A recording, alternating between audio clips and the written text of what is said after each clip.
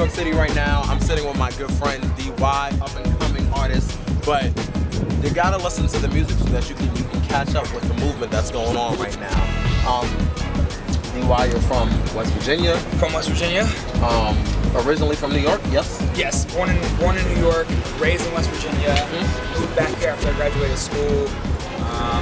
Lived in Brooklyn for like 2 years, and now I'm kind of back and forth, East Coast, West Coast, spending time in LA, so kind of the best of both worlds, you know?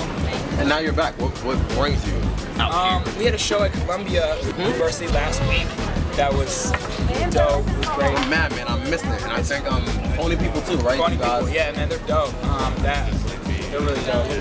Yeah, it was a show that put on by students, hosted by students, for students. It was a great time, man. And they called you out. Yeah. One of the promoters, one of the students started promoting it. Jonathan, he put it on, and he hit us. Was like, "Oh, I want you guys to come out."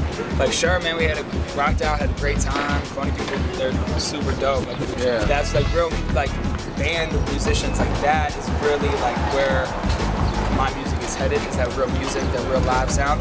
So it's just really dope to be on the same bill as them, and just be back in New York. I think it's interesting that you're still on the come up, but you have a lot of people watching you for them to actually bring you to Columbia. Columbia is one of those top universities. It is, yeah. So for them to actually have you on their radar to bring you in, no, it was great. It was humbling. Definitely a great experience. And I mean, I love New York. I love Columbia. I have friends who go there and who've gone there, and it's great.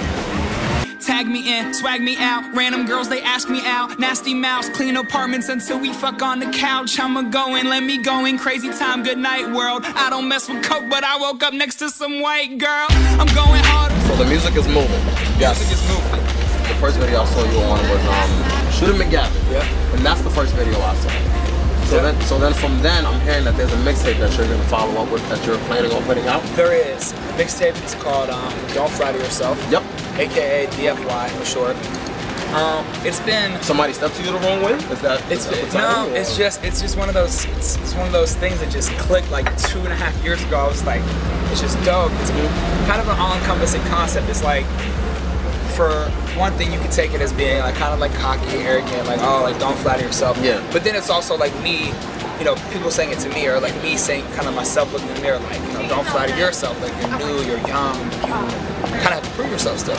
So it's really an all-encompassing title that just kind of sounds good and feels right, and conceptually it's just allowed me to just go musically like where I want to go, and that's wherever, and I think coming here soon, I think I'm starting to give people a taste of like exactly what's going to be on the tape. Yeah. I just released the song Own Eyes, which is like a local natives indie band, great band. That's not going to be on the mixtape though, right? It's not, but that's the type of sound, like type of stuff where it's like, it's hard to classify with genre. It's like indie, it's rock, it's pop, it's rap, it's hip hop, it's a little bit of everything, and that's like, I just want to start out being a new artist and letting people know, like, here's what I have to offer, because people are so quick in music to, not to judge, but just to relate things and to like say, oh, he sounds like this, or she sounds like her, and it's just really a comfort thing. Like, people want to be comfortable with something that's new, so they kind of like say, this is like this, or this sounds like this and this together.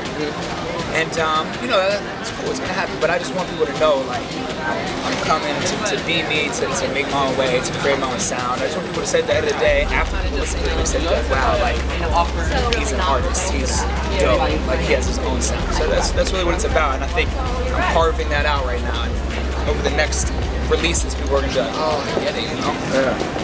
And I think I had read somewhere that you got a few people on this mixtape. For it to be your first mixtape, you got, I think, Hitboy's producing on it, Boy Wonder's producing on it, right? Yep. T Minus, I think he's also on it. Out of music, You got, for it to be your first mixtape, you got some heavyweights on your mixtape. It's crazy, man. Dr. Genius as well. And this is not even like an album. No. This is just your first project. It's the first project. The homie D Miles on there. He's worked with Bieber, Janet Jackson, Diggy, a bunch of people. The homie D-Trey, Marcus D-Trey, who's like one of my close friends from West Virginia. He's actually produced for like Trey Songz and like The Locks and Fat Joe and like people like that. Oh, so you ready? You coming out with the big guns straight out the gate? Yeah, and it's not even about that. It's really, you know, and I have some songs in there that are from like new producers, which is great. Which is great, and it's really just about capturing kind of like my sound and the emotion that I want to bring across. And it's been a blessing, you know, through my team, my management, and everybody who's worked with me, like these people, like T-Minus and Dr. Genius, and everyone have hopped on board in an organic way, like, yo, see where it's going, you know, Hitboy as well, like, see where it's going, we love it, anything we can do to help.